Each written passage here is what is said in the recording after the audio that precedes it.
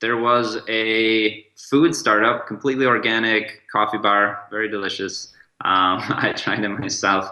The problem was they knew nothing about logistics. They researched a lot on their own. Very smart guys figured out all the terminology, 3PLs. These are not things many people know. And then they talked to over 100 of them and couldn't get a quote within 10 days of how much this will cost.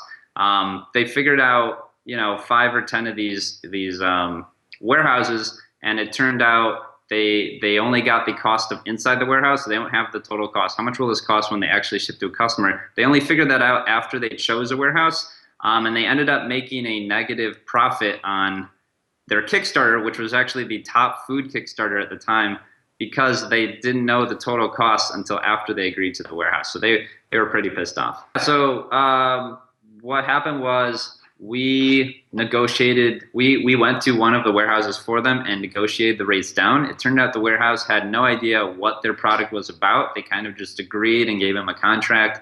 We lowered it by about 17% per item, the cost for them. It's just there's a huge miscommunication between people who don't know logistics and these warehouse guys who only deal with logistics. And yeah, they just need someone in between to standardize and translate everything.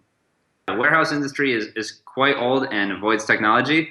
Without us, you generally have to, if you create a physical product, let's say on Kickstarter, you first have to figure out at what volume it makes sense to decide if you want a warehouse. Then you have to figure out the cost of transporting it from your manufacturer to the warehouse, and then the cost of that warehouse to your customer.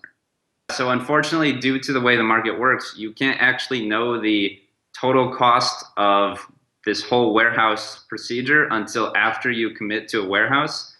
That's because all these different parties don't talk to each other, and you're not going to know until you actually just tell a warehouse, hey, I'll go with you, and then they won't actually even give you a pricing until you've actually shipped it out. So you don't even know if you made the right decision.